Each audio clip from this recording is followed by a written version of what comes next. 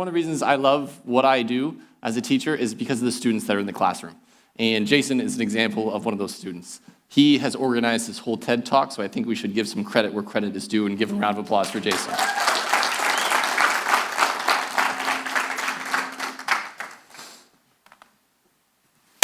Okay, let's make some money. Warren Buffett, legendary investor, has said, the more you learn, the more you earn. As you just found out, I'm a teacher and I love learning. Not only do I love learning, but we can sprinkle a little bit of earning in there as well. I think an investment in our education is the best investment that you can make. So during this talk, you will actually have the chance to earn some cash. Not everybody, but a select few.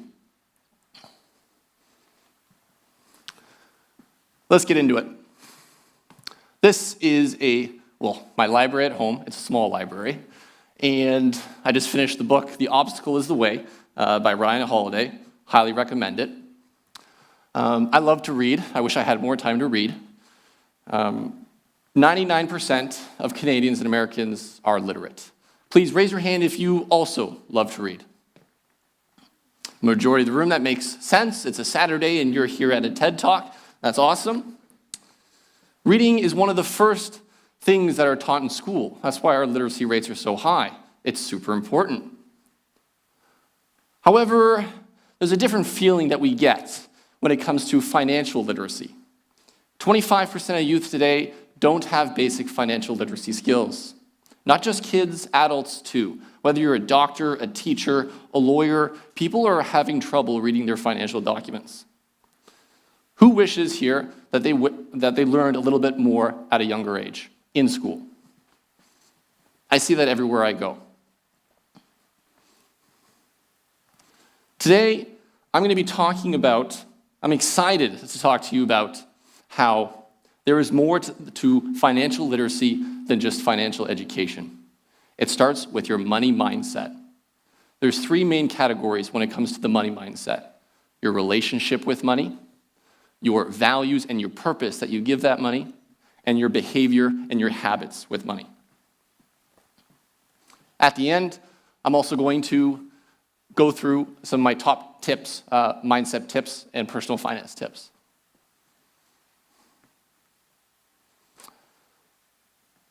Why me? I'm not a Wall Street banker. I don't have a PhD in economics. I'm just a high school teacher. But I do have a ton of experience with students in the classroom learning financial literacy. You can see it in their eyes when they're learning about compound interest. You can hear it in their voices when they're asking about what investments they should make. They're hungry to learn this. Whether their families are in the top 1% of income earners, or they literally come from families that come from no income, they are very interested to learn more. I'm looking forward to sharing with you what I've learned, to pass a little bit about what I've learned about financial education and your money mindset, so you too can figure out your own money mindset and you can achieve your personal financial goals even easier. Does anyone here have a personal financial goal, something that they're working towards? A number? Would you like to share? No? That is a part of what I'm going to be talking about today. It's too bad, you could have earned $1. Wikipedia defines financial literacy as the possession of skills, knowledge, and behaviors that allow an individual to make informed decisions regarding money. It's a mouthful. How are we doing with that? Well, let's look at the numbers. The Canadians have one of the highest personal debts all around the world. That's excluding mortgages. Most Canadians have limited knowledge of how the retirement system works. What are we getting wrong here? What are we missing? Are we doing enough? Are we meeting learners where they are? People know about Taylor Swift's new relationship. They know, or they think they know, that the Maple Leafs are going to win the Stanley Cup this year. It's this year, by the way. But they don't know a tax-free savings account from an RRSP. They don't know what an MER is on a mutual fund. What gives? There's a well-known quote out there that says money is the root of all evil. I think Mark Twain might have said it even better. The lack of money is the root of all evil. Our bills are making us ill. Our financial well-being is directly related to our mental well-being. If you're experiencing financial stress, which many of us are, you are more likely to suffer from sleep problems, high blood pressure, complications with your personal relationship, more likely to suffer from depression and anxiety. You can feel it. If you manage your finances better, you might be actually able to manage your life better. Breath work, yoga, meditation, these are all useful tools for your mental health. But I'm here to encourage you to also focus on your financial well-being. That should be a part of the equation when you're looking after your mental health. Maybe focusing less on a downward dog and more on dividends and down payments. So what's the cause? Teachers, yeah, we probably did a bad job in class. We just breezed through the curriculum, didn't have enough time for that personal finance unit. No, it's our mom and dad. They never talked to us about money. They didn't show us, they didn't role model well. Maybe it's big banks. Yeah, they just want all the money for themselves. They're glad that we're financially illiterate. No, it's the government. The government's behind it all. When you look at it all, it's puzzling because there is a ton of excellent financial education out there. You walk into chapters, one of the largest sections is the personal finance section. You just do a quick Google or prompt on ChatGPT, and you've got answers right away. YouTube channels, podcasts, games, apps. It's everywhere, pardon the pun, but we have a wealth of knowledge when it comes to personal finance. So if the information and resources are there, if people are hungry and they want to learn, and it's making them sick because they don't know enough, why aren't they implementing it? There is more to financial literacy than just learning about compound interest. It comes to our money mindsets, our relationship with money, our values and purpose that we give towards money, and those behaviors and habits. Let's start with number one. Oh, before that, everything I'm saying here is simple, but not easy. Working on your money mindset is kind of like me trying to go to the gym and put on 10 extra pounds of muscle. There's excellent resources. I'll go on Google, I'll find out a great workout plan. I'll find out a great diet. It'll tell me eat more calories, eat more protein, lift heavy, and make sure you do that consistently for about a year. You might put on some muscle. Awesome, simple, not easy. Financial education is the same. Money is emotional. That quote, cold hard cash, it's not true. It's hot. People have a lot of feelings about it. In math class, 1 + 1 = 2, but in personal finance class, 1 + 1 plus your money anxieties, plus comparisons, plus judgments, plus risk. I'm not sure where we end up. We need to fix and strengthen our money mindset. I'm going to go over a few ways of how we can do that, starting with our relationship with money. Talking about money is taboo in our culture. It's easier to talk about sex with our friends than it is salaries. We can talk about the birds and the bees, but we can't talk about bonds and GICs. Our success is too often spelt with a capital S, but that's with a $sign. I'll give you an example. It comes from that question that I just asked earlier. He didn't want to share that financial goal. Raise your hand if you make over $100,000. Stop. Did you feel that in your gut? You didn't want to you didn't want people to know how much money you made. They might judge you. You make a lot, or maybe you don't make enough. You're successful, or maybe you're unsuccessful. Our anxieties about money overshadow our knowledge. Changing this cultural norm can start with conversations that we have with youth and our children. As a teacher, I know if I want real learning to happen in the classroom, it needs to be a positive learning environment. If I want to instill a growth mindset, somewhere where a student feels comfortable taking intellectual risk and raising their hand and saying, I think this is the answer, or I have a question, it needs to be a positive space. That's positive space also has to translate with our personal conversations that we have with our youth and our children. Mom, Dad, do you have a credit card? What do you use it for? How do you pay it? Why are we not going to Disneyland this year, but we're going camping? Some of these conversations are challenging, but aren't some of the most challenging conversations the best ones to have? That last rep on the bench press, that is where real growth happens. This quote hits home. Our values and purpose. Too many people spend money they haven't earned to buy things they don't want to impress people they don't like. Will Rogers. My school also had mandatory reading of Fight Club one year. Tyler Durden. The things that you own end up owning you. I'm not immune. Just a few years ago, my partner and I had to buy a kitchen table. We found one. It looked nice. It was a little bit expensive. It was the first kitchen table we'd ever bought together. So we went for it. It came to our place. We put it together, and I didn't want to eat on it. I did not want to scratch that thing. It looked too nice. But that's exactly what it was for. Social media is making this 100 times worse. As soon as you put your phone to your face, we are not comparing ourselves with the Joneses anymore. We are comparing each other across the entire world. I get to see 24/7 how awful my life is compared to everybody else. That's tough. Money should be viewed as a tool, like a toothbrush. Like an art, like a brush for art, not the art itself. Too often we view money as the canvas, as the art, as the goal, but that's not what it should be. It should be the tool that we use to create our life. The last category, our behaviors and habits, Atomic Habits, another by James Clear, another great book.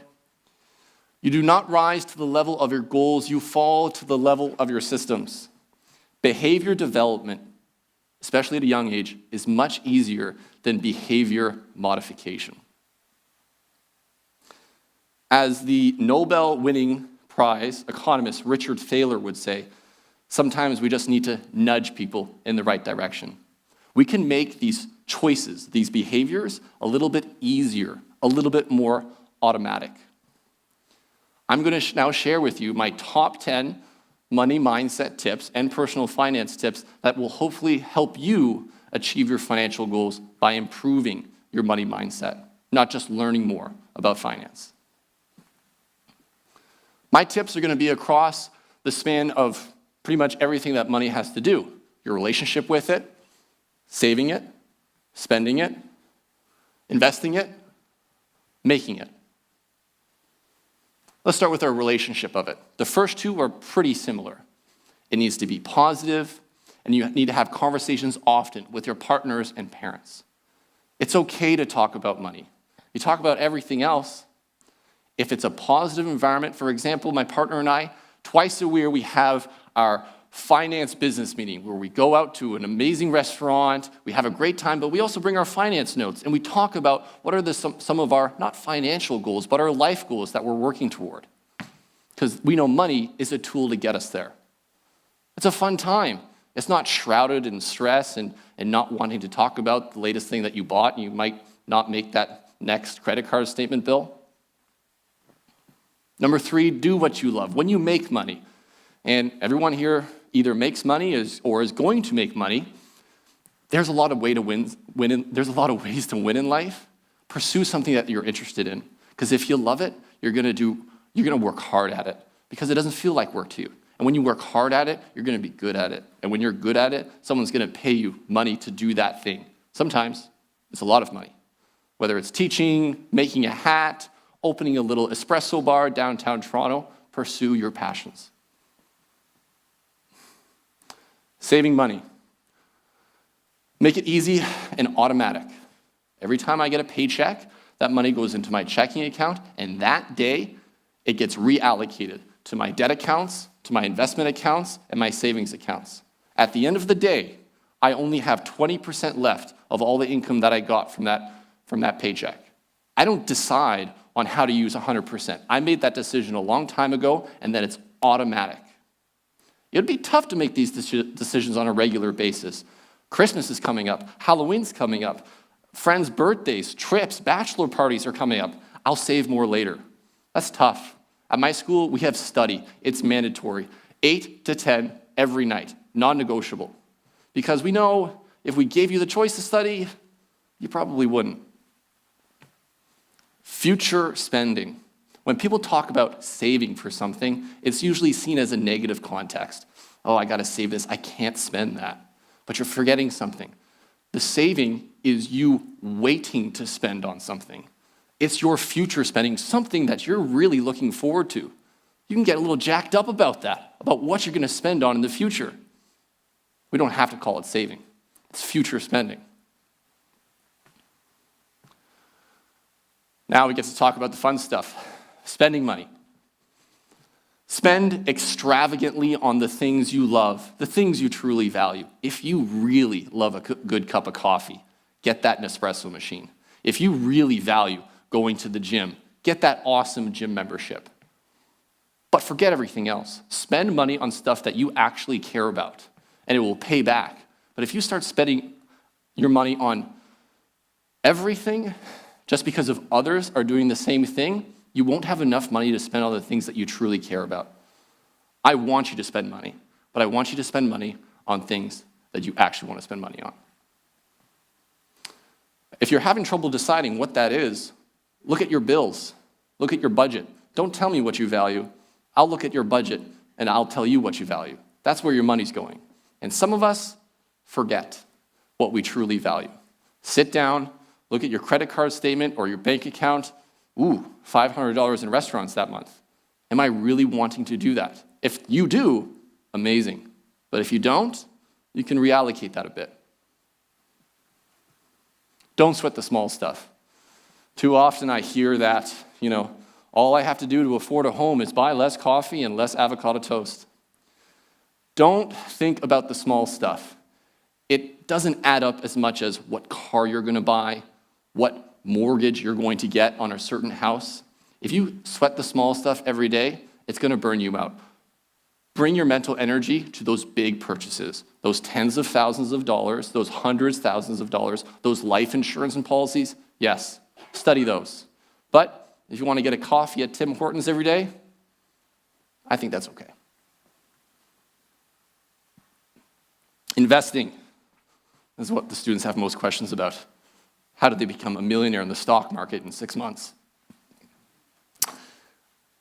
My number one tip is, it's boring, but so is going to the gym every day. It works. Invest every month in a broad index fund. That's cheap. It follows the overall market like something like the S&P and invest in it every month for the rest of your life. It's going to compound. It's not timing the market, it's time in the market. I use 90% of my portfolio and invest passively in the overall market, and then I take 10% and I make active selections, because that kind of feeds my inner investment beast. Nothing more than 10% though. Over the last 10 years, my 90% portfolio has absolutely crushed my 10% portfolio. If anyone, do not say the G word, guaranteed. Nothing is guaranteed. You'll see that on social media a lot.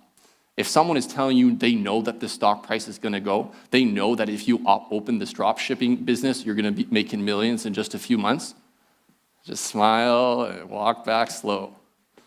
If it's too good to be true, if it sounds like magic, it's because it is. It doesn't exist. There are no shortcuts, but we all want them, don't we? They don't exist.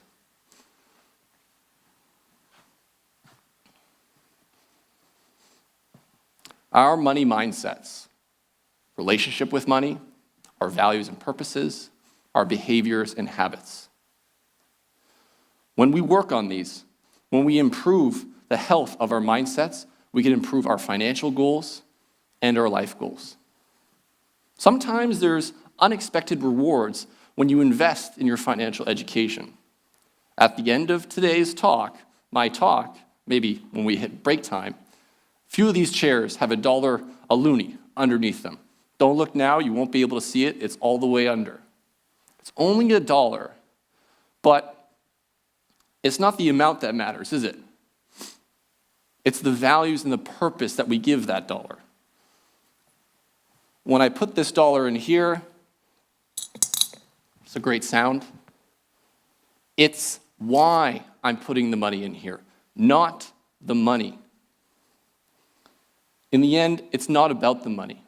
Money is a tool to build a life that we truly care about. Thank you very much.